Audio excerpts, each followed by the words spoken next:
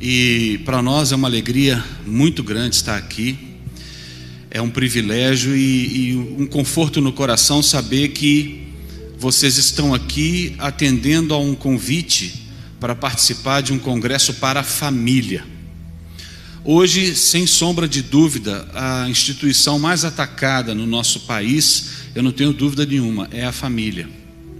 A mais perseguida, que enfrenta mais oposição e às vezes acaba sendo alvo de críticas, porque a família se posiciona de uma forma firme, cristã, acerca de uma série de assuntos, uma série de posicionamentos que a gente vê a nossa sociedade tomando e que a gente tem que respirar fundo, parar e conversar e entender e buscar a direção de Deus para falar sobre, mas que são assuntos delicados, mas que nós temos que aprender, e principalmente como cristãos, nós temos que nos inteirar e temos que conversar sobre isso, em casa, com a família, na igreja, com os irmãos, porque como cristãos nós precisamos dar uma resposta baseada na palavra, e sermos igreja. Então é um tempo difícil, porque nós precisamos aprender a lidar com essas situações, mas ao mesmo tempo nós precisamos cuidar da nossa casa, precisamos voltar os olhos para a nossa família, porque ela é alvo, ela tem sido atacada, e às vezes isso começa a criar sofismas nas nossas mentes, fazendo a gente pensar que não vale a pena, ou que não tem jeito, ou que a dificuldade é grande demais, que não possa ser superada, e a gente joga a toalha, a gente entrega os pontos. E na verdade o Senhor jamais entregou os pontos por mim, por você, por nós. Então a gente tem que procurar se fortalecer e não entregar a toalha e falar assim: é assim mesmo, não tem jeito, a vida é assim. Não, a família é um bem precioso demais. Como nós conversamos ontem, foi a primeira instituição criada pelo Senhor, a primeira, antes da igreja, Ele criou a família. E existe um verso lá, se não me engano em Timóteo, que diz que aquele que almeja o episcopado, ou seja, quer trabalhar na igreja, quer ser bispo, ele tem que ser alguém que cumpre uma série de requisitos, e no final dos requisitos está escrito assim: que governe bem a sua casa. Aliás, o tema do Modeladas desse ano foi ouse governar, né? E governar, gente, não é simplesmente ter autoridade para determinar, não, é cuidar. É cuidar, é administrar. Ou seja, algumas situações vão acontecer, alguns problemas vão chegar, e o bom governo não é aquele que não tem problemas. O bom governo é aquele que resolve os problemas, que encara os problemas, que sabe como tomar as decisões. Então, que governe bem a sua casa é pré-requisito. Antes de você assumir uma posição na igreja, você governa bem a sua casa. Não é que está tudo em ordem não, gente. Não é que está tudo funcionando bem não. Mas você é presente, você é fiel, você é participativo, você assume responsabilidades, você cumpre os compromissos, você cuida do seu lar, marido, mulher, pais, mães, filhos. Esse é um pré-requisito. Por quê? Porque família é uma coisa importante, é um negócio importante para Deus e é prioridade. Agora, as situações vêm, as tempestades acontecem, e para a gente falar um pouquinho sobre isso, eu queria que você abrisse a Bíblia em Mateus 8, verso 23.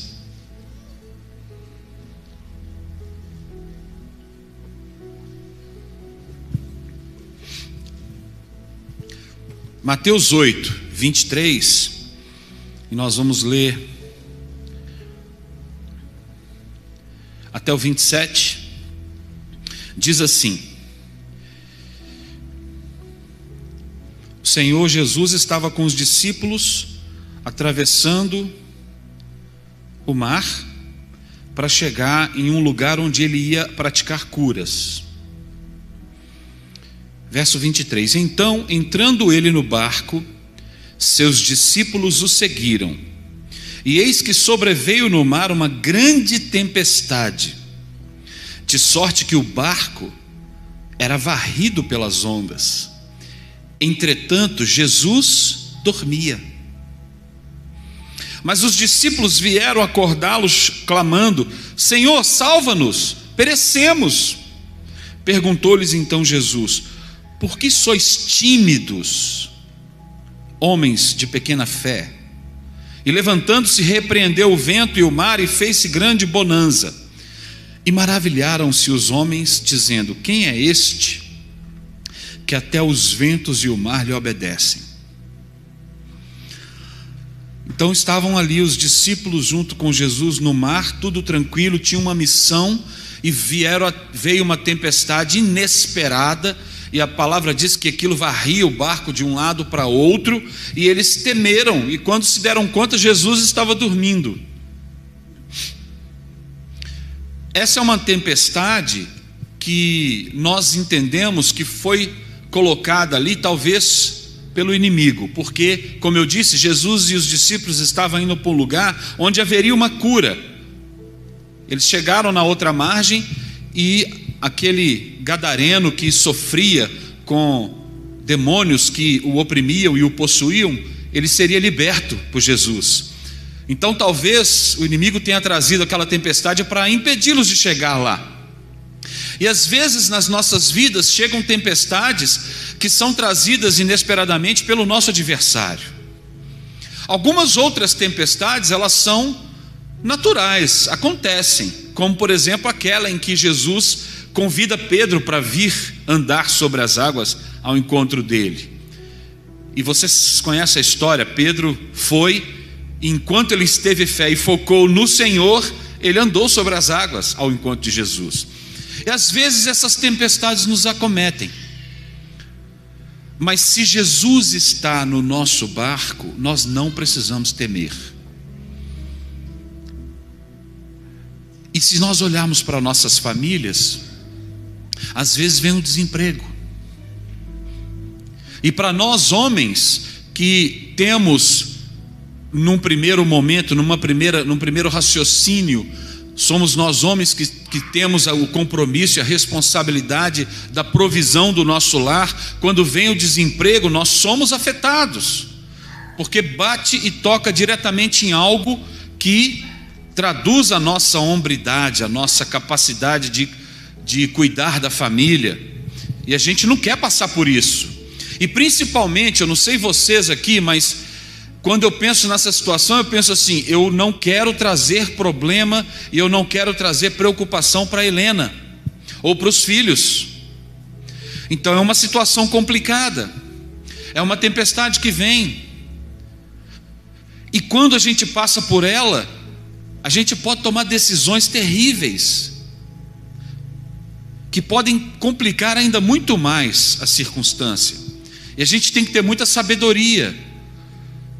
Mas a diferença é se Jesus está nesse barco com você ou não, porque se ele estiver, fica tranquilo, mas não aquela tranquilidade passiva, mas como o Jesus alertou aos discípulos, quando eles foram acordá-lo, dizendo que eles iam morrer, eles iam perecer. A pergunta de Jesus, respondendo à atitude deles, foi: por que sois tímidos? Antes de dizer que eles estavam com a fé pequena, eu sou o teu provedor, você não crê? Calma, é um período, vai passar. Ele disse: por que sois tímidos?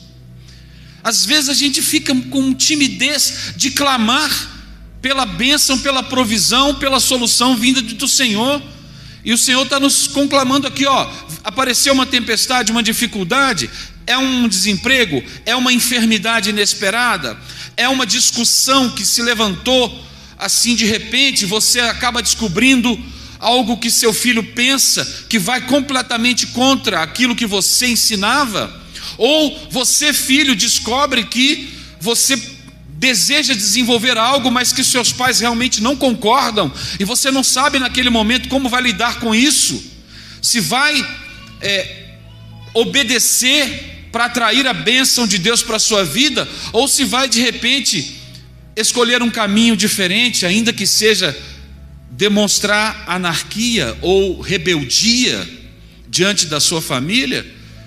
E às vezes você quer resolver as coisas com as suas próprias mãos, e você às vezes também fica indignado com alguém que você pensa que pode resolver e que está tranquilo, mas você fica tímido, ou seja, você não busca a resposta e a solução naquele que de fato pode trazer e pode resolver, que é o Senhor. E se a gente pensar nisso no contexto de alguém que não conhece a Jesus, é diferente. Mas nós estamos aqui num congresso, numa conferência para a família, então eu quero entender que pelo menos a maioria de vocês conhece o Senhor. Então não seja tímido, não descanse ou não jogue a toalha se a dificuldade veio, porque tempestades acontecem na casa do crente também, situações e dificuldades acontecem na família do cristão também, mas a diferença é que ele tem Jesus. A diferença é que Jesus supostamente está nesse barco com você. Então não seja tímido, creia, confie, vai passar. E quando a gente passa por uma tempestade, uma experiência de dificuldade, a gente sai fortalecido. Então ore ao Senhor, entregue ao Senhor, clame ao Senhor, confie no Senhor. As tempestades vêm, mas se o Senhor está no barco contigo, fique tranquilo, vai dar certo. Exerça a sua fé e busque resposta e direção de Deus. Amém? Amém. Mas nem toda tempestade ela é fenômeno natural, coisa da vida que acontece com todo mundo, um luto, ou uma luta que o inimigo trouxe, querendo te impedir de cumprir o plano de Deus para a sua vida. Às vezes nós trazemos uma tempestade para a nossa vida com as nossas próprias mãos. Às vezes somos nós mesmos que nos intrometemos em situações em que vamos acabar enfrentando uma tempestade terrível, e às vezes é porque não queremos cumprir algo que foi estabelecido para nós.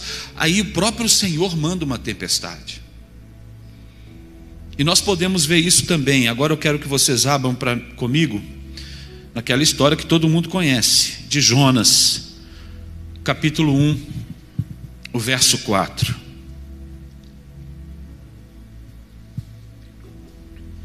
Todo mundo conhece a história.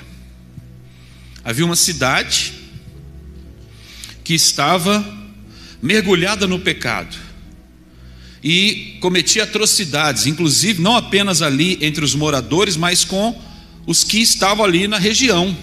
E era conhecida a atitude pecaminosa de Nínive.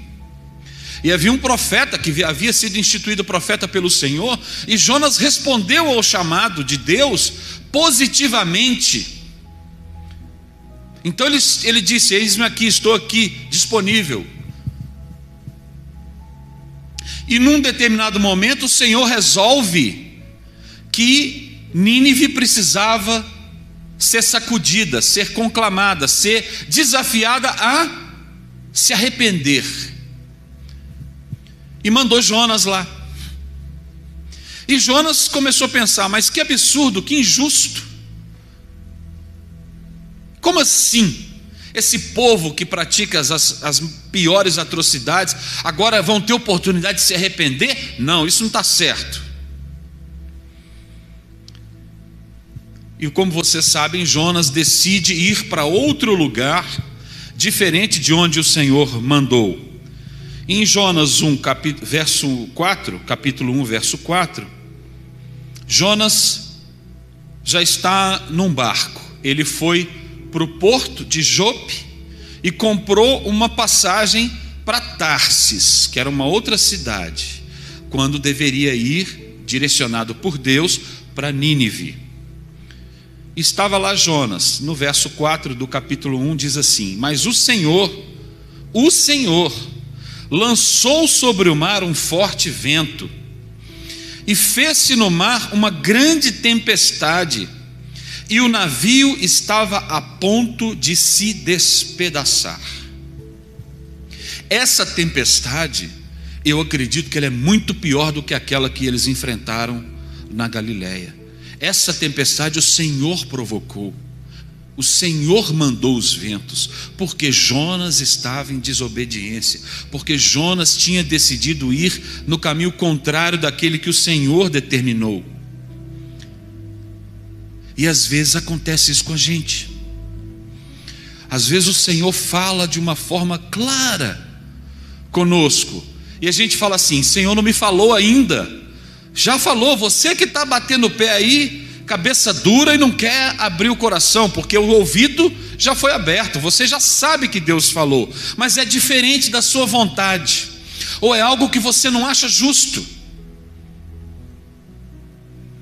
e aí você toma o caminho contrário. E aqui diz, o texto anterior diz que Jonas, ele não simplesmente tomou o caminho contrário, ele investiu, gente. Ele foi lá no porto e ele comprou, ele pagou por uma passagem para um lugar diferente. O cara fez um investimento contrário àquilo que Deus falou para ele fazer. Quantas e quantas e quantas e quantas vezes nós fazemos isso? Isso vai afetar a nossa vida, isso vai afetar a nossa família.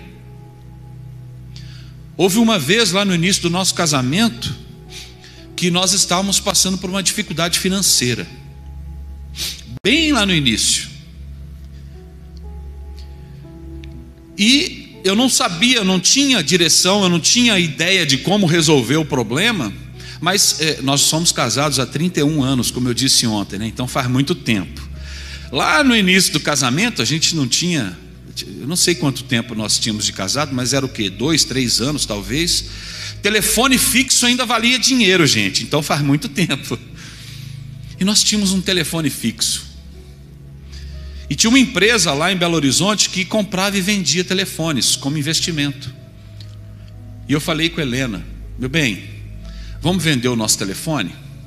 Eu descobri essa empresa aqui, ó. Ela compra e vende, e o legal é que ela compra, paga pelo telefone e aluga para você mesmo. Então a gente não vai ficar sem telefone. Nós vamos poder lançar mão do valor, resolver esse nosso problema financeiro aqui, momentâneo, e continuamos com o telefone, vamos ter o custo do aluguel agora. E Helena foi clara: João, eu acho que essa ideia não é de Deus. Meu bem, mas a situação está difícil, como é que eu vou fazer? É o que eu consigo pensar agora. Eu sei, querido, mas eu sinto que isso não é de Deus. Mas você tem o meu apoio na decisão que você tomar. Busca do Senhor. Eu sinto que não é esse o caminho. Tá bom, Helena, tá tudo bem, fica tranquila, vai dar tudo certo. Aí você pode estar pensando assim: tá, o Senhor não falou com você, foi Helena que falou. Ué, e a esposa é colocada ao lado do marido para quê? Para quê? Uma das grandes bênçãos de você ter uma esposa que exerce a submissão no modelo bíblico é exatamente esse. Ela está vendo algo que a gente não vê. Ela vai ser boca de Deus na nossa vida. Ela seguramente exerce o papel de auxiliar o marido quando ela enxerga algo que é perigoso, ou quando ela enxerga uma atitude que não vai ser muito boa, e ela se manifesta. E essa foi a experiência que eu tive, que eu aprendi, porque eu paguei para ver e vendi o telefone no dia seguinte e recebi o pagamento com um cheque pré-datado para ser descontado uma semana depois. E eu depositei o cheque na minha conta, e adivinha o que aconteceu quando chegou o dia de compensar? O cheque era voador. O cheque não compensou, não tinha fundos. E aí quando eu fui olhar, Primeira página dos jornais de Belo Horizonte. Aquela empresa para quem eu vendi, que eu não vou citar o nome, que ela nem existe mais, faliu naquela semana. E estava assim, mais de 100 pessoas só em Belo Horizonte ficaram prejudicadas nessa semana com a falência da pipipipi. E uma das 100 pessoas, quem era? Euzinho. Fui para Tarsis. O Senhor falou de megafone comigo. E eu fui para Tarsis, ou seja, eu fiquei com a dívida que eu já tinha, sem solução e sem telefone. Ou seja, eu acho que a experiência de Jonas foi bem mais traumática do que a minha. Tudo bem, concordo com vocês. Mas, se o Senhor deu uma direção, meu irmão, vá nessa direção. Não fica recalcitrando contra os aguilhões. Não fica dando murro e ponta de faca. Às vezes você cria problemas terríveis para a sua vida e para a sua família, porque você é cabeça dura e fala, eu vou fazer desse jeito, eu não concordo com isso, Deus errou nisso daí, não é possível.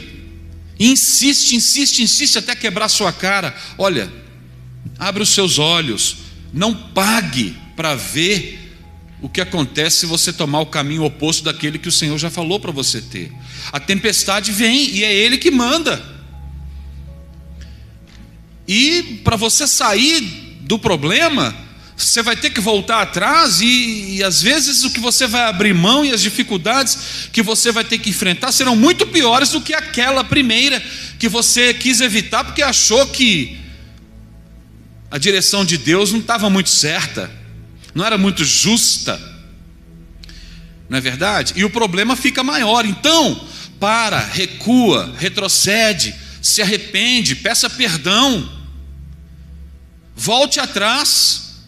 Se tem uma coisa que funciona e que é uma bênção para ensinar, por exemplo, aos filhos, é quando os pais reconhecem uma atitude errada e recuam e pedem perdão para os filhos. Eu já tive essa experiência também, tanto eu quanto a Helena, de reunir a turma e falar assim: olha, papai está aqui para dizer para vocês que nós erramos em tal situação e eu quero que vocês me perdoem. Estamos voltando atrás porque queremos fazer a coisa certa. Por quê? Porque família é prioridade na nossa vida. E isso teve um efeito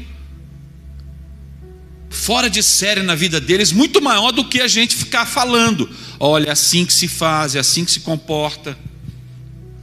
Eu trabalhei por 25 anos numa instituição de ensino em Belo Horizonte, que é o Colégio Batista Mineiro, e o slogan deles era: o melhor ensino é o exemplo.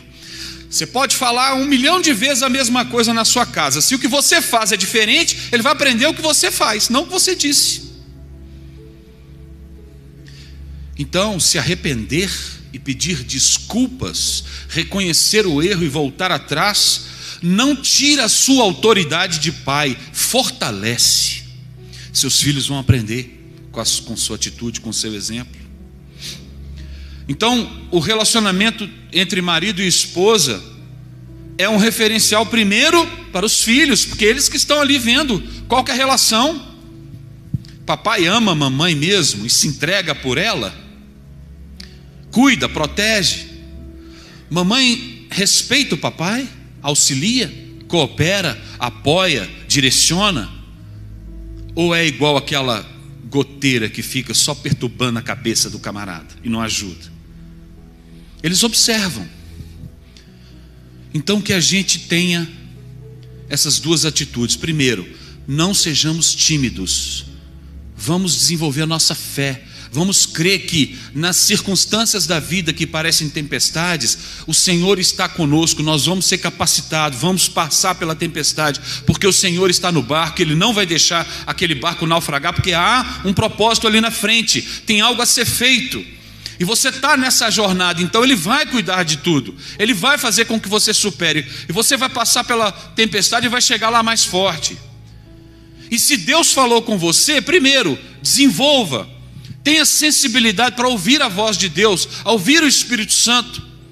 Crente não tem cisma, gente. Crente tem o Espírito Santo. Amém? Ele fala, ele mostra. Não tenha medo de compartilhar às vezes com quem está próximo, sua esposa, seu marido, seus pais, seus filhos, seu pastor. Compartilhe impressões que você teve. O Senhor vai usar as pessoas também para te ajudar. E mais, amém, pastor Júnior? A palavra também está aí. Às vezes a gente fica procurando alguém para ser intermediário de Deus para chegar a alguma coisa ao nosso coração, quando na verdade está tudo aqui. Então vamos procurar ouvir Deus, crer na direção que Ele nos der, não temer. Para concluir essa primeira parte, uma vez, nós fizemos parte do Diante do Trono por 13 anos, Ministério de Louvor, e todo ano a gente reunia com os nossos filhos e lembrava com eles 4, olha, esse ano teve isso, teve aquilo, papai e mamãe tiveram que ir, e foi assim, assim, assim, vocês participaram assim e tal. Como é que foi? Foi tudo bem? Foi tudo bem. O ano que vem está previsto isso. Vocês continuam abençoando papai e mamãe para permanecer nesse ministério? Amém? Porque olha, fala com a gente, se vocês tiverem alguma coisa que vocês acham que indica que a gente deve parar, porque está prejudicando a família, a gente quer que vocês digam, e nós vamos conversar sobre. E a gente de fato tinha disposição no coração. Se 1, 2, 3 começa a dizer, não, está demais, nós estamos sentindo falta de vocês aqui, nessa ou nessa circunstância, queremos que vocês saiam, a gente ia pagar para ver, a gente ia colocar diante do Senhor, porque a gente fazia questão de dizer para eles, vocês são prioridade. O Diante do Trono não é prioridade na nossa vida. Depois de Deus, depois do Senhor, é a família para nós. O Diante do Trono é um meio através do qual o Senhor nos permite colocar os nossos dons a serviço dele. E se não abençoa vocês, está errado. Não, nós somos abençoados, papai. Estamos juntos. E a gente teve uma oportunidade onde uma tempestade veio ao nosso encontro para que eles pudessem perceber isso. Teve uma vez que nós iríamos ministrar em Maceió, Alagoas. E era um período que normalmente eu e Helena tirávamos 1, 2, 3 dias para ter uma mini férias. Então nós aproveitamos, já que vamos para Maceió, vamos ficar mais 2, 3 dias e a gente volta depois. Conversamos tudo direitinho, preparamos tudo, deixamos tudo organizado como a gente sempre fazia, para os 4 ficarem bem. Tia Cida, nossa fiel escudeira, ia para lá para casa e ficava com eles naqueles dias que a gente viajava. Nesse tempo eles eram todos pequenos. E saímos, a turma foi para Maceió em 2 equipes. Uma equipe já tinha ido, a gente estava na segunda equipe, que fomos no dia seguinte. No dia da ministração, que seria... Não, no dia seguinte, nós fomos na véspera. Nós fomos na primeira equipe. A ministração seria no outro dia. E estava tudo certo. Chegamos no aeroporto, aí nos deparamos com um atraso no voo. Aí você já fica assim, né? Puxa vida, aeroporto, aquela canseira, chega aqui, atraso, vamos ter que esperar. E atrasou mais de 2 horas. E nessas 2 horas de atraso chegou a mensagem da tia Cida. Não me lembro se foi para mim ou se foi para Helena, mas chegou a mensagem. O Arthur adoeceu. Adoeceu, mas estava tudo bem. Estavam todos bem. Ligamos, como assim adoeceu? Como assim? Não sei explicar. Estou indo para o hospital. Então não é... Começou a espirrar, teve uma febre, caiu, machucou. Não, estou indo para o hospital. E a gente no aeroporto, malas despachadas. Só não tínhamos voado ainda porque o voo estava atrasado. E aí a gente foi procurar saber. A Cida chegou rapidamente no hospital e eles já pegaram o Arthur e o médico falou que a situação parecia ser grave e já levou o Arthur para a enfermaria e já começou a fazer alguns exames e falou assim, olha, nós vamos esperar o resultado dos exames, mas provavelmente ele vai ter que ficar aqui essa noite. parece algo sério. E ele passando mal, desidratado, febre, dores nas pernas. Assim, gente, de repente, estava tudo bem. E veio essa tempestade sobre nós. E eu virei para Helena, Helena virou para mim, e assim, nós tivemos o mesmo entendimento. Qual que é a direção de Deus? É para a gente voltar. Nós queríamos ir para Maceió, mas o Senhor estava nos mostrando, é para voltar para a sua casa, é para ficar em Belo Horizonte. Só que não era só uma questão também da nossa vontade. O grupo era muito grande, e toda vez que a gente tinha uma viagem para cumprir um compromisso, havia uma escala nos vários setores do grupo. Uma escala para a orquestra, uma escala para os vocais, uma escala para os dançarinos, uma escala da intercessão, uma escala da equipe do som. Então assim, e aquele compromisso envolvia, parece-me que a prefeitura de Maceió. Então tinha até contrato. Nós tínhamos que chegar lá com aquele número certo de integrantes, que se não me engano eram 18. Mas diante do atraso, nós chegamos para o Sérgio, que estava na mesma equipe nossa, e ele era o líder do grupo, e falamos: Sérgio, o Arthur passou mal, foi para o hospital, pode ser internado, tem que ficar lá o dia, à noite, nós vamos voltar. João, Helena, mas eu preciso de vocês, eu não posso chegar lá com 16, eu tenho que chegar com 18. Eu falei: Sérgio, nos perdoe, mas é o Arthur, ele é prioridade, nós vamos voltar para casa e vamos cuidar dele. Ó Sérgio, amém, vai nessa, a gente se vira. E fomos, milagrosamente, fomos na seção de bagagens da Gol, e eu não sei o que aconteceu, mas eles conseguiram retirar a nossa bagagem, coisa que eu nunca vi acontecer, e voltamos. E antes da gente sair, o cara da Gol chegou e falou assim: escuta, vocês não querem pegar o voo de amanhã não? Eu falei assim: não, nosso filho ficou doente, provavelmente a gente vai ter que passar o fim de semana inteiro com ele. Não, mas tem essa possibilidade, por que você não deixa? Vai que acontece alguma coisa. Tá bom, mas qual que é o custo? 0. Que companhia aérea que remarca voo assim, porque você desistiu e o custo é 0? Tá bom, pode remarcar aí, mas a gente provavelmente não vai. E fomos direto para o hospital. Quando nós dois chegamos no hospital e entramos onde o Arthur estava, ele estava com a Cida, e eu lembro que quando nós entramos ali, ele olhou para a gente viu ele, já tinha conseguido vê-lo à medida que íamos nos aproximando ali, e ele estava prostradinho. Quando nós entramos ali naquela sala onde ele estava, e ele nos viu, o olho dele brilhou. Parece que ele recobrou a cor imediatamente. E ele disse: papai, mamãe, o que vocês estão fazendo aqui? Eu falei assim: a tia Cida ligou, falou que você passou mal. Nós abandonamos tudo e viemos aqui para ficar com você, porque você é prioridade. Em menos de meia hora o Arthur estava bom e com alta. Ele não precisou nem passar aquela noite no hospital. Ele melhorou de ver a gente. E eu fico pensando, se a gente tivesse batido cabeça e falado: por quê? Mala embarcada, só estávamos ali porque o voo tinha atrasado, contrato para ser cumprido, mini férias depois da ministração, e tinha alguém com o Arthur cuidando dele, mas o Senhor falou conosco: volta para casa, nós queremos ir para Maceió, Senhor, não, mas volta para casa. E nós fomos, e eu não sei o que o Arthur teve até hoje. Eu sei que ele melhorou quando ele viu a gente, não sei explicar, mas eu sei que você pode confiar no Senhor quando Ele te dá uma ordem, quando Ele te manda fazer algo.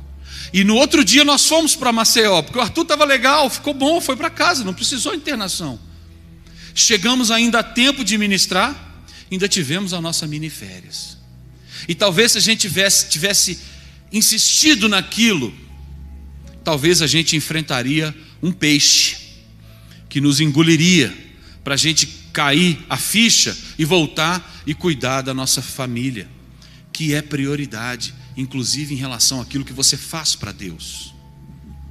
Então, cuide da sua família, priorize a sua família, busque orientação e direção do Senhor, confie na presença dEle no teu barco. Não seja tímido em orar, em clamar, em pedir socorro, e nunca saia da direção que Ele te mandar seguir, porque se você tomar o caminho contrário, vem uma tempestade dada pelo Senhor, e você vai passar por dificuldades até decidir retornar para o caminho correto. Faça isso o mais breve possível, em nome de Jesus. Amém.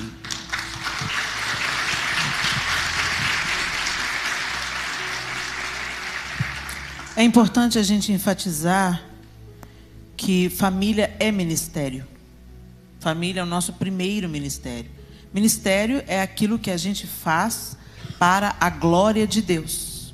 É uma maneira de nós servirmos a Deus, obedecendo e tornando-o conhecido. Eu posso fazer isso cantando, eu posso fazer isso limpando, eu posso fazer isso criando, mas isso tudo é secundário. Eu faço isso primeiro testemunhando dentro da minha própria casa e sendo mordoma daquilo que Deus colocou nas minhas mãos para cuidar. Então ontem a gente já falou aqui um pouco sobre isso, eu não vou me repetir, mas primeiro começa dentro, para depois transbordar. E muitas pessoas fragmentam, como a gente compartimentam, né? Vida familiar, uma coisa, ministério é outra, vida com... Não, primeiro a minha vida com Deus, meu relacionamento com Deus não é o que eu faço para Ele. Eu posso estar servindo na igreja, eu posso me dedicar ao ministério, mas eu posso ser só funcionária. E o Senhor não veio fazer seleção, né, para empregados. O Senhor veio nos conectar com Deus Pai, Jesus veio nos conectar com Deus Pai, nos tornando filhos.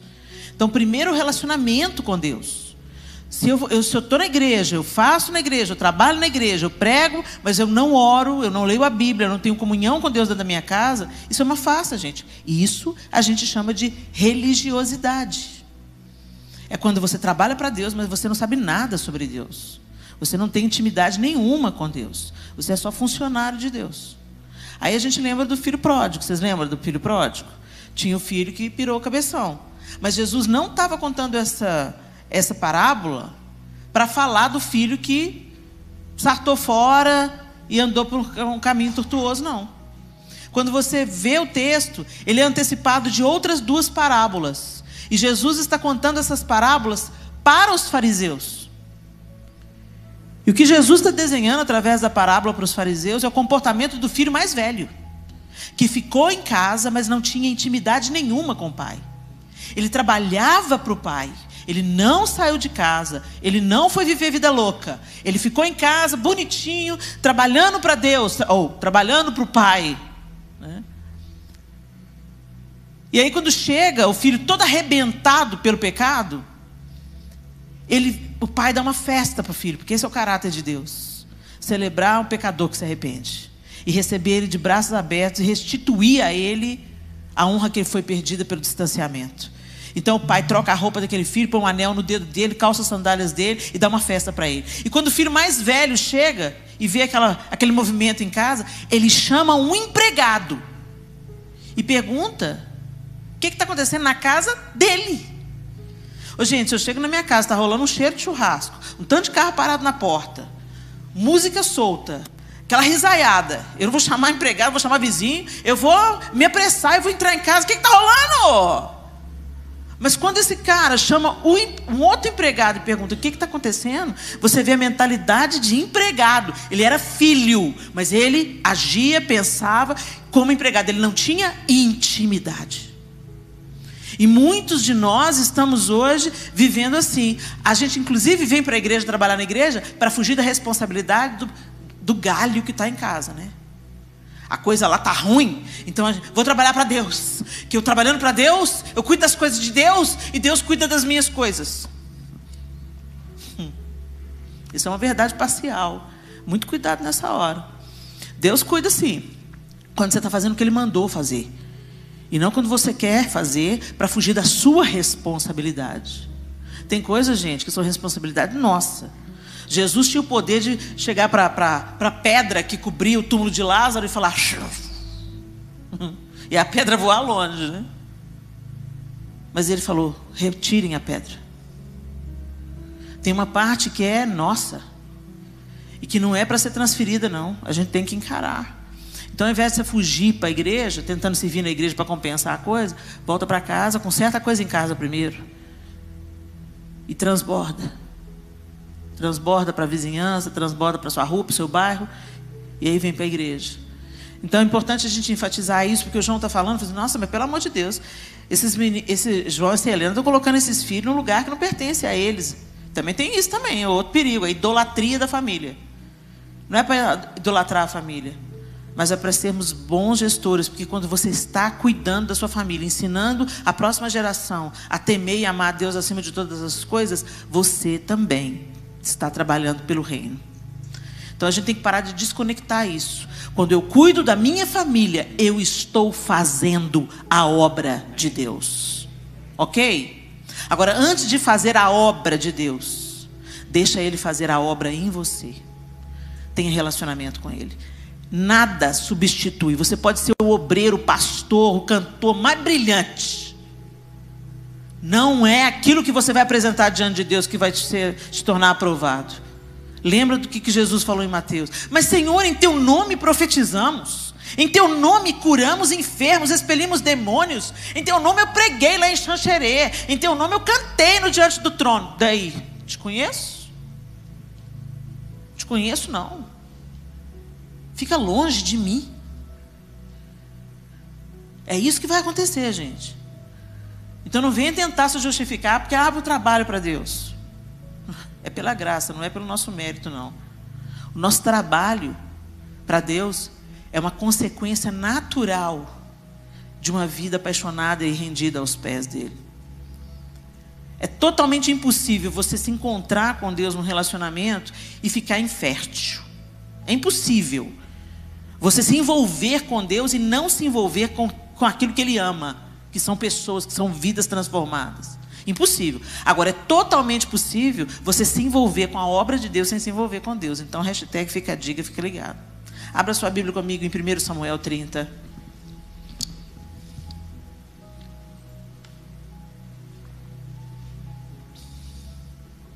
Davi fugia de Saul com seus valentes.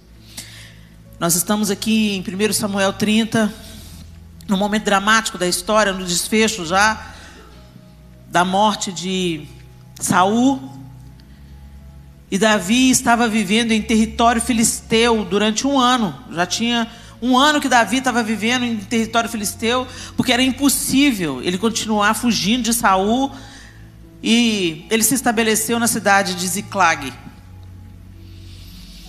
E ele foi para lutar junto com os filisteus naquela batalha, que seria a batalha onde Saul e Jonatas seriam mortos. Ele ia lutar do lado filisteu. Mas aí os reis filisteus desconfiaram, falaram assim: chegar lá no campo de batalha, é claro que ele vai mudar de lado. Então deixa ele aí. E aí Davi, com seus valentes, voltou para a cidade, e os filisteus partiram para Jezreel para pelejar contra Israel. Então Ziclag era território filisteu. E Davi estava morando ali com seus valentes e suas famílias. E é aqui nesse capítulo que a gente está, a partir do verso 1. Quando Davi e seus soldados chegaram a Ziclag, no terceiro dia, os amalequitas tinham atacado o Neguebe e incendiado a cidade de Ziclag. Levaram como prisioneiros todos os que lá estavam, as mulheres, os jovens e os idosos. A ninguém mataram, mas os levaram consigo quando prosseguiram seu caminho. Ao chegarem a Ziclag, Davi e seus soldados encontraram a cidade destruída pelo fogo e viram que suas mulheres, seus filhos e suas filhas tinham sido levados como prisioneiros. Então Davi e seus soldados choraram em alta voz até não terem mais forças. As duas mulheres de Davi também tinham sido levadas, Ainoã de Jezreel e Abigail de Carmelo, a que fora mulher de Nabal. Davi ficou profundamente angustiado, pois os homens falavam em apedrejá-lo. Todos estavam amargurados por causa de seus filhos e de suas filhas. Davi, porém, fortaleceu-se no Senhor, o seu Deus. Então Davi disse ao sacerdote Abiatar, filho de Aimeleque: traga-me o colete sacerdotal. E Abiatar o trouxe a Davi, e ele perguntou ao Senhor: devo perseguir esse bando de invasores? Irei alcançá-los? E o Senhor respondeu: persiga-os. É certo que você os alcançará e conseguirá libertar os prisioneiros. Davi e os 600 homens que estavam com ele foram ao ribeiro de Besor, onde ficaram alguns, pois 200 deles estavam exaustos demais para atravessar o ribeiro. Todavia Davi e 400 homens continuaram a perseguição. Encontraram um egípcio no campo e o trouxeram a Davi. Deram-lhe água e comida, um pedaço de bolo de figos prensados e 2 bolos de uvas passas. Ele comeu e recobrou as forças, pois tinha ficado 3 dias e 3 noites sem comer e sem beber. Davi lhe perguntou: a quem você pertence e de onde vem? Ele respondeu: sou um jovem egípcio, servo de um amalequita. Meu senhor me abandonou quando fiquei doente há 3 dias. Nós atacamos o Neguebe dos Queretitas, o território que pertence a Judá, e o Neguebe de Calebe, e incendiamos a cidade de Ziclag. Davi lhe perguntou: você pode levar-me até esse bando de invasores?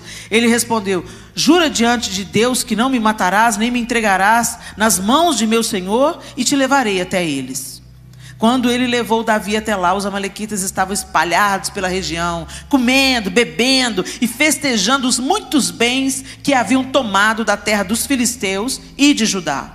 Davi os atacou no dia seguinte, desde o amanhecer até a tarde, e nenhum deles escapou, com exceção de 400 jovens que montaram em camelos e fugiram. Davi recuperou tudo o que os amalequitas tinham levado, incluindo suas 2 mulheres. Nada faltou, nem jovens, nem velhos, nem filhos, nem filhas, nem bens, nem qualquer outra coisa que fora levada. Davi recuperou tudo. Esse episódio dramático mostra muito disso que o João nos antecipou, uma tempestade na vida de Davi. Davi era um homem valente, temido, respeitado, e andava com outros 600 homens não menos valentes que ele. Mas eles estavam lutando outras batalhas, enquanto sua casa estava desprotegida. E foi por isso que os amalequitas atacaram a cidade de Ziclag e levaram tudo o que eles tinham e queimaram o que restou. Então, quando Davi volta para casa, o que ele encontra? O seu lar incendiado, os filhos e as esposas sequestradas. E por quem? Para onde? Não sabiam. Quem fez aquilo? Podia ter suspeita, mas não sabia. Eles só descobriram quem saqueou a casa deles quando eles encontraram o egípcio no meio do caminho, que foi abandonado por um amalequita. Providência de Deus, certamente. Talvez eu aqui hoje seja um egípcio, que Deus permitiu que eu viesse para te dizer e te apontar onde é que está o inimigo que está sequestrando os seus filhos, o seu cônjuge. Talvez você esteja voltando para casa e encontrando a sua casa devastada. Não aparentemente, como Davi e seus homens, mas talvez você tenha até má vontade de voltar para casa. Sabe, aquele ambiente conflituoso. É um pai que grita com a mãe, é uma mãe que é ausente, é um filho desobediente, é um filho que usa droga. E aquele ambiente nosso, é uma mulher que fala demais na sua cabeça, é um homem acomodado que não assume a sua posição de líder de uma casa. Ou é um cara abusivo, com palavras, com jeito, com gestos. Eu não sei como é que está a sua casa, mas eu queria que nessa noite, à luz da palavra de Deus, nós deixássemos a luz de Deus entrar na nossa casa. Porque tem coisas que a gente não percebe, mas que estão sequestrando os nossos filhos. Às vezes você não percebe, não é tão óbvio. Quando a gente vai prestar atenção, a gente já está lidando com aquilo. Poxa, mas como que isso está acontecendo dentro da minha casa? E eu não vi? Eu não percebi? Como é que eu não percebi que isso está rolando? E hoje no nosso tempo, gente, a gente não está muito diferente de Davi, não. Está cada um aí lutando as suas batalhas para sobreviver. Davi não estava fazendo graça lá no território filisteu, não. Ele estava lutando para sobreviver, até que a promessa de Deus se cumprisse sobre ele. Para ele não levantar a mão contra Saul, para ele não ir contra Saul, para ele não desonrar o ungido do Senhor, como ele mesmo dizia, ele foi arrumar um outro jeito de levar a vida dele, de sustentar a casa dele, a família dele. Então ele servia quem se apresentasse como patrão. Porque ele tinha que sustentar a sua casa. E às vezes você é um pai de família e você também está cuidando. Você é uma mãe e você está cuidando. Você está batalhando pela sua família. Gente, o diabo não é tão óbvio, não. Às vezes ele nos rouba e a gente está fazendo a coisa certa. A gente tem que ter discernimento. Porque tem pessoas que se tornam escravas do seu trabalho. E elas falam assim, não, mas eu estou trabalhando é para a minha família. É para dar o melhor para os meus filhos. Quem já não entrou nesse engano? Eu quero dar para os meus filhos o que eu não tive. Eu já falei essa frase. Até que o dia, eu estava reclamando com Deus, porque falei, Senhor, a gente está passando um período financeiro muito desafiador. Eu falei, Senhor, eu queria tanto dar para os meus filhos o que eu não tive. E Deus virou para mim e falou assim, por quê? Foi inclusive o que você não teve, que fez de você quem você é. A gente está tentando cortar o casulo da lagarta, impedindo a borboleta de voar. A gente está querendo facilitar tanto a vida dos nossos filhos, que eles não dão valor para absolutamente nada. Tudo vem fácil. Tudo vai fácil. Sabe aquela história? Eu não te pedi para nascer. E Deus foi me ensinando isso, e Ele precisou de pegar pesado comigo algumas vezes para eu entender. A Clara era pequena, nós fomos para os Estados Unidos pela primeira vez, e quando nós chegamos lá, eu tinha juntado dinheiro para comprar um micro-ondas. Naquela época valia, eu não sou velha, gente, eu sou vintage. Naquela época valia muito mais a pena comprar um micro-ondas fora do Brasil, porque aqui era caríssimo. Então nós economizamos uma grana, fomos ministrar com o El Chamar, no ano que o Diante do Trono gravou o primeiro CD. E aí nós fomos alegres comprar o micro-ondas. Só que no caminho para comprar o micro-ondas, os amados irmãos passaram num hipermercado de brinquedos. A Toys R Us. Aí nós descemos para ver a Toys R Us. Aí quando eu e o João Lúcio entramos no hipermercado de brinquedos, viramos duas crianças. Uau! Ficamos doidos. Lá foi embora o micro-ondas, virou tudo boneca, urso de pelúcia. E a gente encheu uma mala de brinquedo para a Clara. A Clara, na época, tinha 3 anos de idade e o Miguel tinha 7 meses. Para o Miguel, a gente trouxe um patinho de borracha. A gente comprou mais, era roupinha, sapatinho, essas coisas. Ele não entendia muito, então a gente levou para ele um patinho de borracha para ele brincar no banho. E para a Clara, a gente encheu uma mala. Tinha coelho de pelúcia, tinha urso de pelúcia, cachorro de pelúcia, um zoológico de pelúcia. 4 bonecas, fogãozinho, panelinha. Tudo que eu tinha vontade de ter na minha infância, não tive. Aí cheguei, ela, maior alegria. Abre a mala, filha. E ela abriu. E a gente... Uma semana depois, eu entrei no quarto da Clara. Cabelos de boneca espalhados por todo o quarto. Eu olhei para a cara da boneca, vítima na mão da Clarinha, e ela rabiscando calmamente a boneca. Clara! Tomei a boneca da mão dela. Por que você está fazendo isso com a boneca? Porque é minha. Não pode cortar o cabelo da boneca, Clara. Não pode rabiscar a cara da boneca, Clara. Se você fizer isso de novo, eu vou dar a boneca para Mariana. A Mariana era a irmãzinha da tia Cida, que trabalhava com a gente, trabalha com a gente. Da mesma idade da Clara. Ela, pode dar. E eu falei, você está achando que eu estou brincando, Clarinha? Vou dar. Peguei as outras 3 bonecas. Você acha que ela ligou? Não. Veio fácil. Perdeu a graça. E eu precisei de pastar um pouquinho para entender isso. E nós pais trabalhamos, nos ausentamos. E aí a gente sente culpa e a gente quer compensar de alguma forma. Então a gente dá tudo o que eles querem. Não, os filhos não precisam de férias na Disney. Não, eles não precisam de estudar na melhor escola. Na verdade, a gente põe eles na melhor escola. Não é nada sobre eles, é para apontar para os amigos onde que os filhos estudam. É tudo uma questão de status. Ou então você enfia a atividade do menino. Aí ele faz judô, karatê, guitarra, saxofone, inglês, alemão, espanhol. Para quê? Para você exibir o seu filho como um troféu ou para você ficar livre dele? Porque criar filho dá trabalho. E aí a gente começa a encher os nossos filhos de coisas. E a gente não é pai, a gente não é mãe. Mas eles estão querendo pai e mãe. E às vezes eles vão achar isso na cocaína. Alento. O que está sequestrando nossos filhos?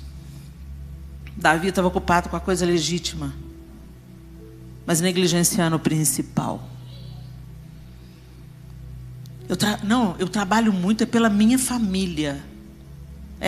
E o quanto que a sua família tem em você. Gente, essa pandemia provou uma coisa: a gente precisa de muito pouco para viver. A gente precisa de amor, de olho no olho, de verdade, de sinceridade, de aprender a ouvir o outro. Não só reagir ao que o outro está dizendo, mas ouvir. Abaixa a guarda, cala a boca e escuta o que o outro está querendo te dizer. Mas eu sou o pai, eu sou a mãe, eu que mando. Para você saber mandar alguma coisa, meu filho, você tem que saber ouvir o seu filho e o que ele está te dizendo. Comunicação é uma lacuna dentro das nossas famílias. Filhos não respeitam pais. Pais não amam seus filhos. E essencialmente, gente, quando a gente vai ver lá em Efésios aquela dinâmica que Paulo propõe para a família, ele estabelece umas colunas. E ele fala assim: marido, ama a sua esposa como Cristo ama a igreja. E por que o Senhor deu essa ordem através da vida do apóstolo Paulo? Porque a maior necessidade que uma mulher tem é se sentir amada. Amada mesmo. Querida, necessária. Mulheres, sujeitai-vos aos vossos maridos. Por quê? Porque a maior necessidade que um homem tem, se você falar para um homem assim: você está gordo, barrigudo, careca, ele está nem aí. Se você fala para uma mulher uma coisa dessa, você destrói ela. Mas se você fala para um homem assim: você é feio, ele...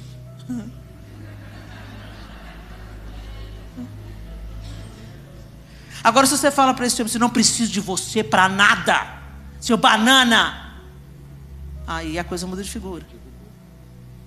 Por quê? Porque essencialmente o homem precisa se sentir respeitado. Eu estou mentindo, homens? Respeita. E aí, quando a gente vê também o que Deus estabelece para pais e filhos, Ele fala, né? Pais, não provoquem a ira aos seus filhos. Ame os seus filhos, cuide dos seus filhos. Os filhos precisam se sentir amados, desejados, cuidados, protegidos. E os pais precisam se sentir respeitados. Filhos, obedecei aos vossos pais no Senhor, pois isso é justo. Porque não adianta você me dar presente no dia das mães e me encher de cartinha: mamãe, eu te amo. Se no dia seguinte você bate a porta e fala assim: não vou te obedecer. Eu não quero cartinha de amor, eu não quero beijinho, eu quero que me obedeça. É simples assim, gente. A relação entre pais e filhos. E eu não estou falando de abuso de autoridade, não. Eu estou falando dessas coisas que pais e mães colocam limite para o próprio bem dos filhos. Eu não estou falando de relações tóxicas, eu não estou falando de gente doida. Estou falando de pai e mãe normal, que querem o bem dos filhos e que dizem não por amor. Tem concordância na Assembleia?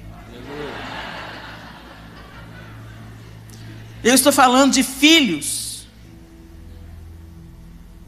que obedecem os pais e de pais que amam os filhos. Então essas duas colunas fundamentais estão estabelecidas para a saúde da família. Obediência e amor. Submissão e amor. Respeito. Se vocês preferem essa palavra, né? Respeito. Porque se submeter a uma autoridade é respeitar. Eu volto a dizer: submissão e obediência não é se estar debaixo de abuso. Ok? Não é ser capaz, não é ser pisado, não é ser humilhado, não é ser exposto. Não é disso que nós estamos falando aqui, gente. Nós estamos falando da submissão bíblica. Ok? Davi está nessa situação. E a gente aprende umas coisas com ele aqui. Primeira coisa que eles fizeram, eles prantearam. Quando eles chegaram em Ziclag, estava tudo detonado. Vocês conseguem imaginar comigo? Plantearam, uma outra tradução diz que eles choraram em alta voz. Você imagina? 600 homens adultos, marmanjos, guerreiros, experimentados na guerra, chorando em alta voz. Você já pensou um homem fazendo isso? Você já viu um homem chorando alto? Quem aqui já viu um homem chorando assim? Emitindo um som? Quem já viu? É raríssimo a gente ver. E quando a gente vê um homem chorando assim, é uma dor extrema que está sobre ele. Eu já vi um homem chorando assim em velório. Foi você também? É uma dor aguda, uma dor extrema. Então isso mostra para a gente que aqueles homens amavam extremamente suas famílias. E a possibilidade de perder seus filhos, suas esposas, atingiu a alma deles de tal maneira que o líder a quem eles eram fiéis, eles desejaram apedrejar. Será que nós temos consciência de quanto nossa família é importante? O que vai precisar de acontecer? Será que você vai ter que chorar em cima do caixão de um filho? Para você saber como que é importante as nossas relações familiares, como eles são amados. Porque, gente, honestamente, de vez em quando a gente esquece que ama tanto. Porque enche tanta paciência, te confronta tanto, te enfrenta tanto. Às vezes vocês vivem num ambiente tão inóspito, tão conflituoso, que vocês esquecem o quanto amam.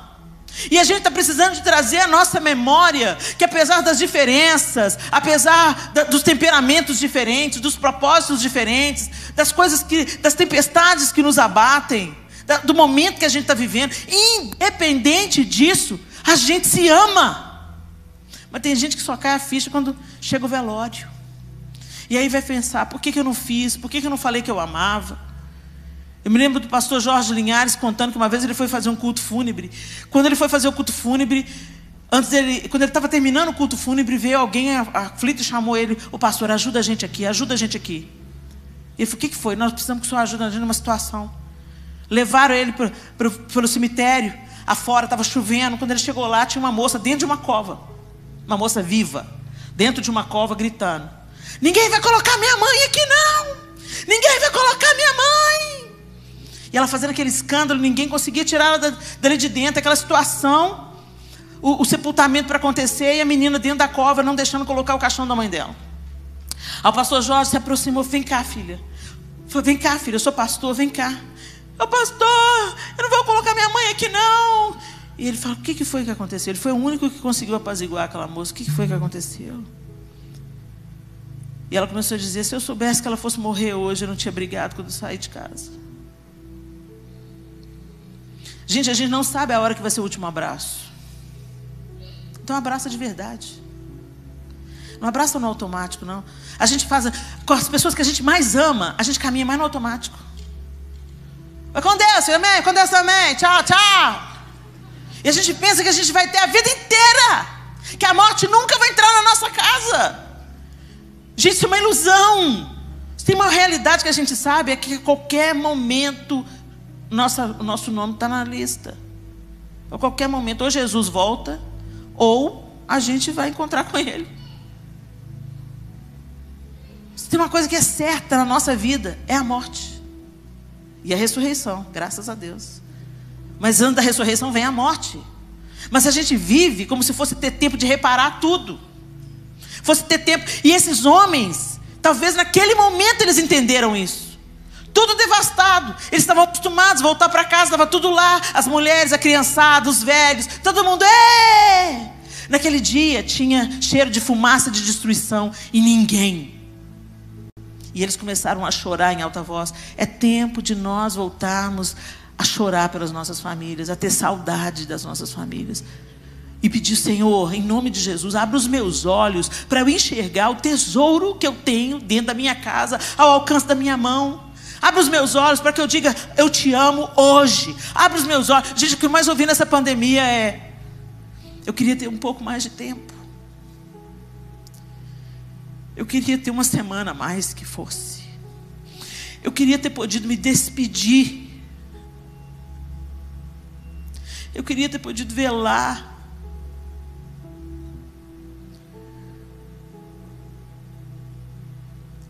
Se isso não chegou na sua casa, aprenda com a dor do outro. Não vai dormir brigado. Não fica sem se falar. Peça perdão e perdoe. Declare o seu amor. E se o seu coração está duro demais, comece a chorar em alta voz, até que o Senhor mude o seu coração de pedra em um coração de carne novamente. A primeira coisa que eles fizeram, eles choraram. Depois Davi buscou a resposta do Senhor. Quando você conclui que tem alguma coisa acontecendo na sua casa, que ela não está rolando, que a afetividade não está fluindo, que o diálogo não está fluindo, que a comunicação não está a mesma coisa, sabe, o desinteresse chegou, a frieza, se dá um desânimo na hora de voltar para casa, vou ter que ir, vou chegar um pouquinho mais tarde, deixa eu trabalhar um pouquinho mais. Quando a família passou a ser um peso, é sinal de que o inimigo está cerceando dentro da sua casa, cirandando dentro da sua casa. Aí é tempo de buscar direção de Deus. E foi o que Davi fez. Senhor, o que eu devo fazer? Ele fala para Abiatar, busca a estola sacerdotal, e ele vai consultar a Deus. Será que nós temos consultado a Deus? A gente vai para o terapeuta, a gente vai para o gabinete pastoral, a gente conta para a amiga, a gente pega conselho de A, B ou C. Mas você é crente, diz que segue Jesus, mas não pergunta para ele, o que você deve fazer. Você não vai buscar na palavra de Deus a instrução para aquela situação específica. Espera aí, vamos ver o que a Bíblia fala sobre isso. Eu não estou aqui de maneira nenhuma falando que é errado o terapeuta. Em várias situações é necessário. Chama a terapia familiar. É necessário. Chama o pastor. Chama a ajuda que precisar. Mas chama Deus para presidir. Chama Deus para cobrir de autoridade o pastor, o terapeuta, os amigos que aconselham e que ajudam. Eles choraram, lamentaram, eles buscaram a direção de Deus. E eles partiram para lutar contra o inimigo. Gente, Deus só falou para eles assim: pode ir que eu vou dar vitória. Mas eles não sabiam ir contra quem. Como que eu vou começar? Meu filho está com problema com droga, Helena. Meu filho está confuso na sexualidade dele. Como é que eu vou começar? Começa de joelho. Começa de joelho. Começa clamando diante de Deus: Senhor, levanta ajuda. Me dá sabedoria, me dá instrução, me mostra como eu tenho que agir. Vai chegar livro, vai chegar conselheiro, vai chegar pai que está passando pela mesma situação. Deus manda recurso de onde não tem, igual ele mandou aquele egípcio. Eles saíram, vamos cavalgar, vamos. 200 não aguenta, fica aí cuidando da bagagem, vamos embora. Saíram, sem rumo, sem direção. Saíram sendo guiados por Deus. Encontraram o egípcio, ouviram o que o egípcio tinha a dizer, e o egípcio levou eles até o exército inimigo. E eles começaram a pelejar contra aquele exército. Gente, é tão interessante que aí no verso... Quer ver, ó? Verso 16. Quando ele levou Davi até lá, os amalequitas estavam espalhados pela região, comendo, bebendo, festejando os muitos bens que haviam tomado. Às vezes o capeta está assim dentro da sua casa. Comendo, bebendo, festejando, deitando e rolando. Seus filhos estão sendo doutrinados por Satanás debaixo do seu nariz. Você e sua esposa ficam disputando posição e poder. Satanás está separando vocês dois e vocês nem se dão conta disso. E aí quando Davi chega lá, ele começou a atacar. Agora olha que interessante. O que a Bíblia falou? Que Davi estava com 400 homens, certo? 400 homens. Porque 200 estava cansado. Confere? Agora olha o que o texto está falando aqui. Davi os atacou no dia seguinte, desde o amanhecer até a tarde, e nenhum deles escapou, com exceção de 400 jovens que montaram em camelos e fugiram. Presta atenção, a luta contra o inferno é desigual. A luta contra a maldade, aos nossos olhos, ela é desigual.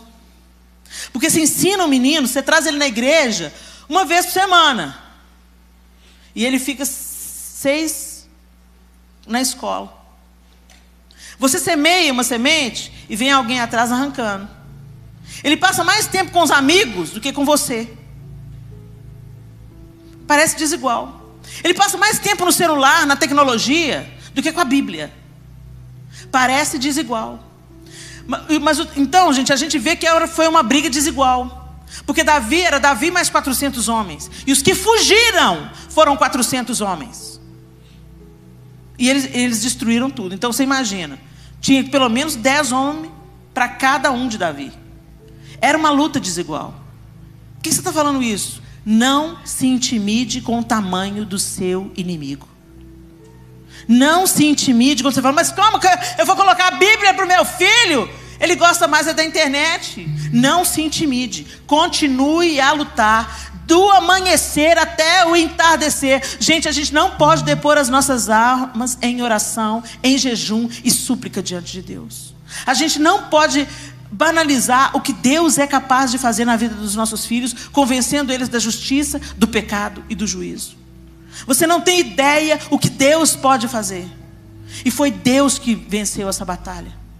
Não foram os valentes de Davi, porque era uma batalha humanamente desigual. Os amalequitas eram mais poderosos, também experimentados na guerra. Eles tinham como reféns as mulheres e os filhos. Eles podiam ter feito daqueles filhos reféns. Se você chegar mais perto, vai morrer. Deus deu a vitória. Deus falou, vai que eu vou dar a vitória. E às vezes nós nos cansamos porque nós estamos lutando na nossa própria força, pela nossa família. Chore pela sua família. Busque a direção de Deus. Obedeça a direção de Deus. E lute sem esmorecer, mesmo quando os resultados não acontecem imediatamente. Continue lutando do amanhecer até o anoitecer, todos os dias, até que do alto o Senhor entregue vitória a vocês. O texto está dizendo que Deus restituiu tudo. Ninguém ficou para trás.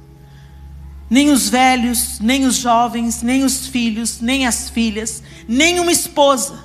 Nada foi tomado, nada foi destruído. Deus restituiu tudo e ainda deu a Davi o despojo dessa batalha. E é isso que Deus quer fazer com cada um de nós. É isso que Deus quer fazer nos nossos lares.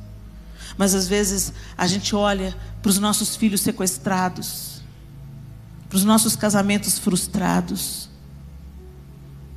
para a falta de empatia, de amor, de afetividade dentro de casa, lidando com problemas que você nunca imaginou que teria dentro da sua casa. E aí o que você faz? Desiste. O primeiro passo que Davi deu não foi desistir, foi buscar a direção do Senhor. Depois de entender o quanto que ele amava aquele povo que tinha sido tirado das mãos dele. Meu irmão, minha irmã, que não precise de algo dramático acontecer na sua vida, na sua casa, para que você entenda que família é dádiva de Deus e que por mais que nós sejamos diferentes em opiniões, em propósitos, família é um tesouro. Família é um oásis. Como a gente explicou ontem, a família é plano de Deus, e isso fica claro na narrativa bíblica de Gênesis a Apocalipse. Nós somos família de Deus. Deus fez de nós seus filhos.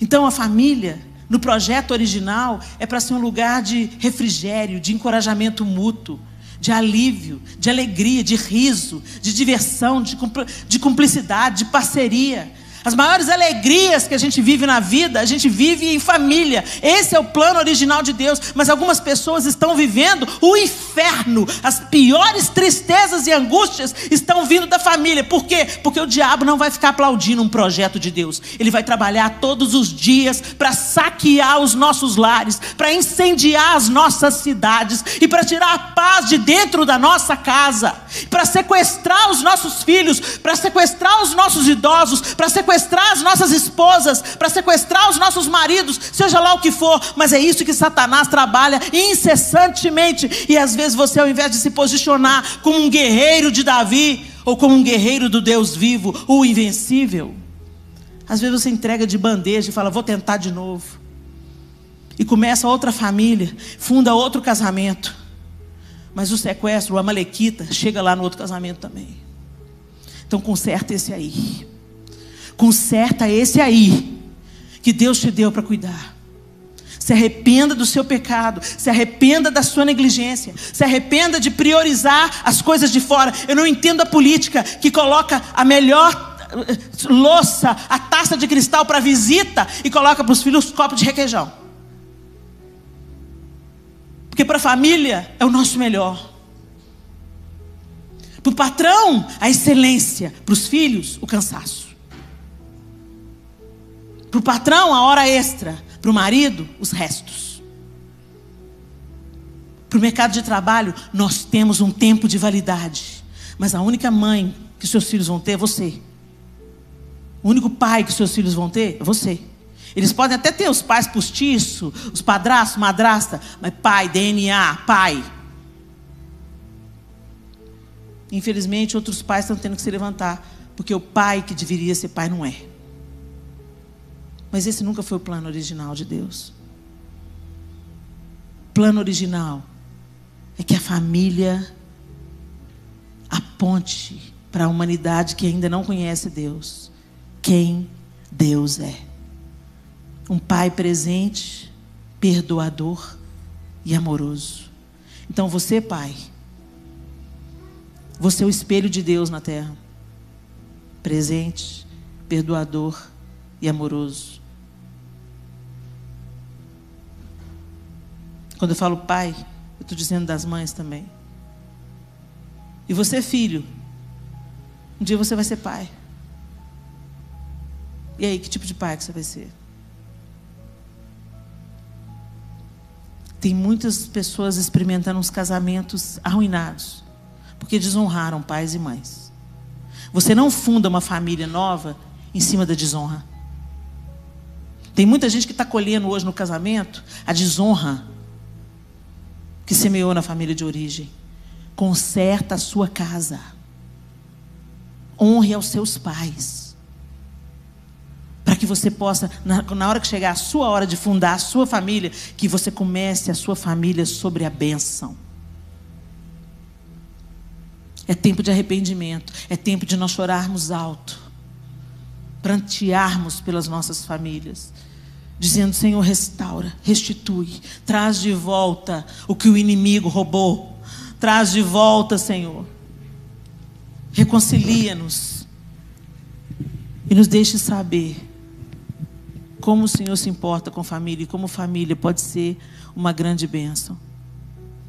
Satanás não desperdiça mão de obra. Se você não trabalhar pelo sucesso da sua família, buscando de Deus a orientação, a estratégia e caminhar nos preceitos do Senhor para trazer cura para a sua casa, Satanás vai fazer da sua família um inferno, uma fonte de desprezo, de rejeição, de abusos de toda sorte, porque ele não desperdiça mão de obra. E se tem um lugar onde que ele gosta de trabalhar e saquear, é a família. Feche os seus olhos.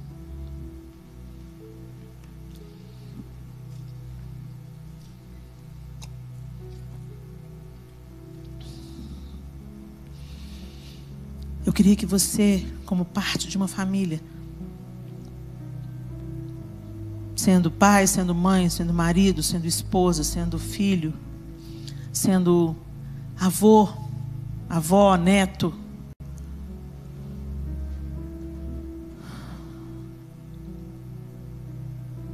será que você consegue ver hoje o que seria a sua vida se a sua família fosse arrancada de você hoje? Se todas as pessoas que você tem dentro da sua casa hoje, e eu não sei quem são, não sei se você mora com seu pai, com sua mãe, se você ainda tem os filhos pequenos, ou os filhos adolescentes, não sei. Você mora com alguém, provavelmente a maioria de nós aqui. E mesmo que você não more na mesma casa com alguém, você deve ter alguém da família. Sabe aquela pessoa que você quer passar o Natal, quer compartilhar uma bênção, quer contar a novidade? Pois é. O que seria da sua vida hoje se a morte levasse todas essas pessoas de uma vez só?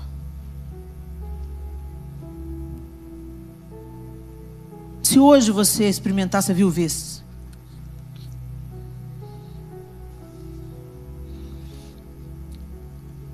se hoje você perdesse os filhos, todos,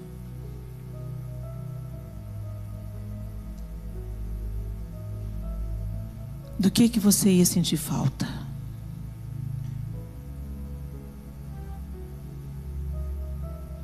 O que você ia querer reparar?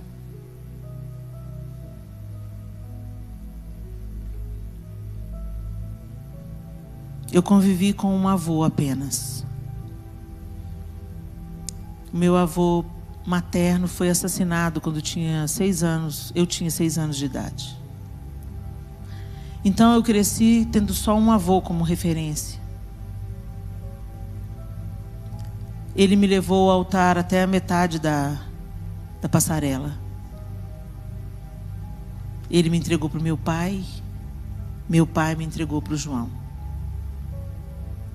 Foi um homem que teve muita influência na minha vida, um homem manso, que eu amei profundamente, vovô Juvenal.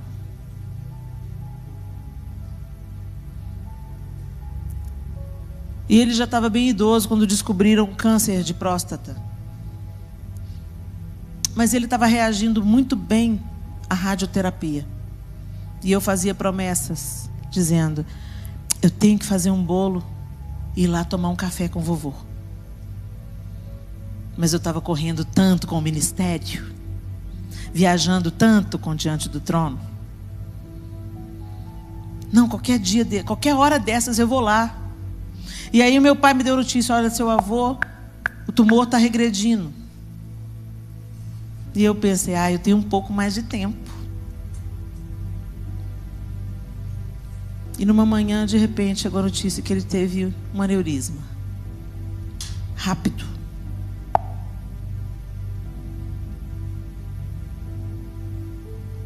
Não deu tempo de nem levar para o hospital. Não foi o câncer que matou o vovô. Foi o aneurisma. E eu me lembro de ter dito: por que eu não fui lá? A minha maior dor foi o que eu não fiz. Porque eu não falei com ele mais uma vez que eu o amava. Porque eu não abracei mais uma vez. Porque eu não beijei. Porque eu não fiz esse maldito bolo e fui lá. E durante meses esse fantasma me perseguiu. Por quê? Por que eu não fui? Por que eu não a beijei? Por que eu não abracei?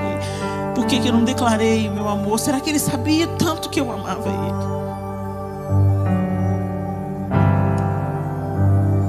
Eu chorei alto. Que a gente não chore de remorsos, mas de saudade.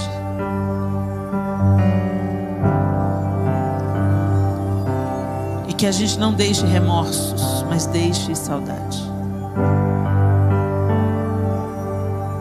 É tempo de nós clamarmos diante de Deus e falar: Senhor, abre os nossos olhos e mostra-nos o que o Senhor precisa curar dentro da nossa casa. O que o Senhor precisa restaurar? O que o Senhor precisa de restituir? Ajuda-nos, Senhor, porque essa luta é desigual. Mas se Deus é por nós, quem será contra nós?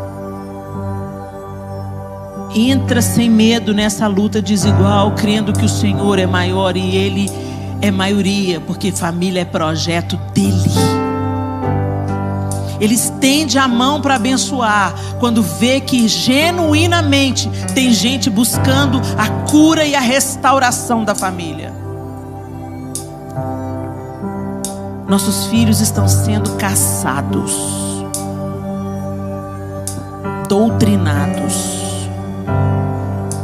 E eu não estou falando de política, eu estou falando de uma ideologia satânica que tira Deus do trono. Pretende, né? Do trono do coração dos nossos filhos. Não é para fazer boicote para Burger King, não, gente. É para discipular os filhos pela palavra e pelo exemplo.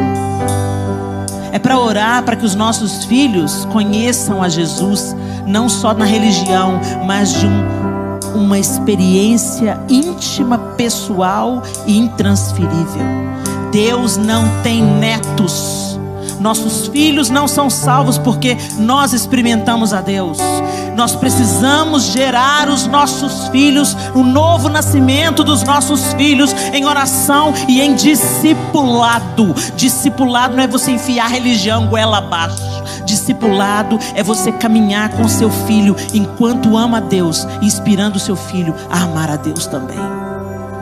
E orando e confiando na obra do Espírito Santo de Deus. As crianças de 5 anos no islamismo sabem o Corão de cor.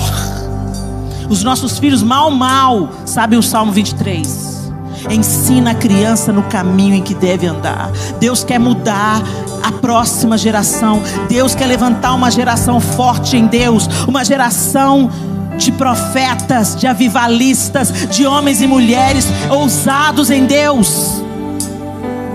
E nós precisamos de pavimentar esse caminho com oração, com jejum, com lágrimas, com renúncias.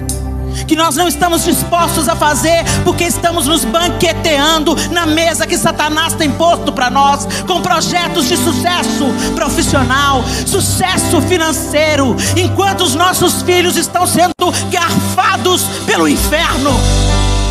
Rebalachere-candalai. Em nome de Jesus, erga-te, pai e mãe. Erga-te diante do diabo e ajoelhe-se diante de Deus. E clame, e chore, e busque, e jejue, e peça perdão, e conserte a sua vida com Deus. Para que os nossos filhos vejam a glória de Deus brilhando nos nossos rostos e desejem seguir a esse Deus.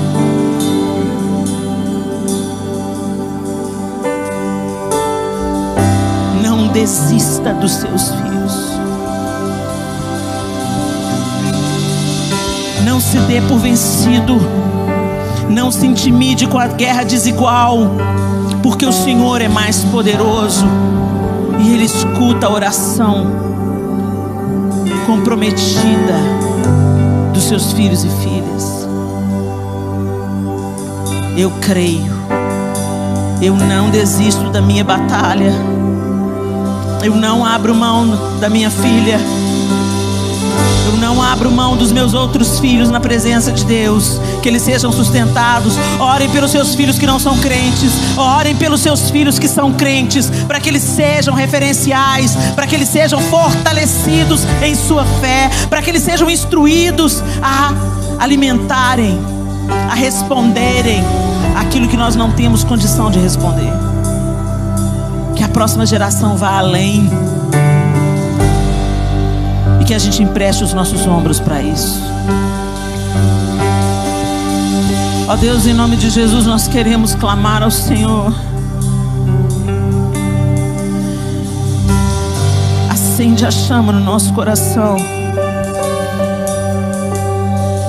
Abre os nossos olhos.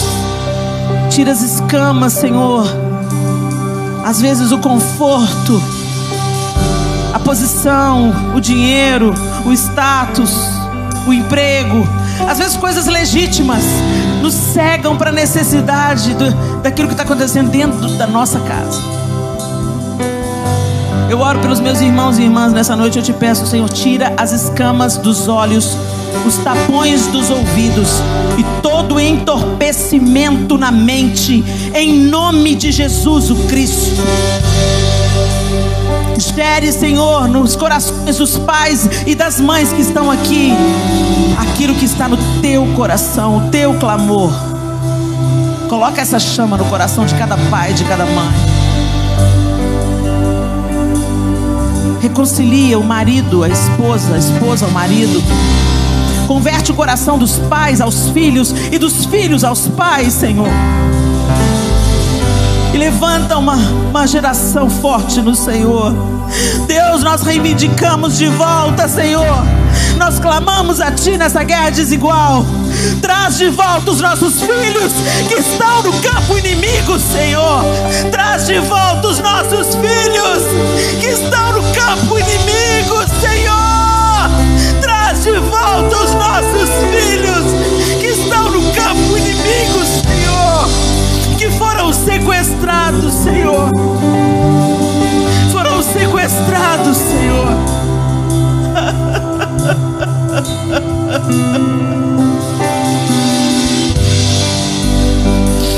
Desperta-nos, Senhor.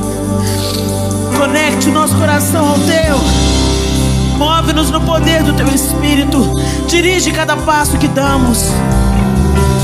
E nos dê a coragem para renunciar os confortos e os prazeres, para que uma nova geração forte em Ti se levante.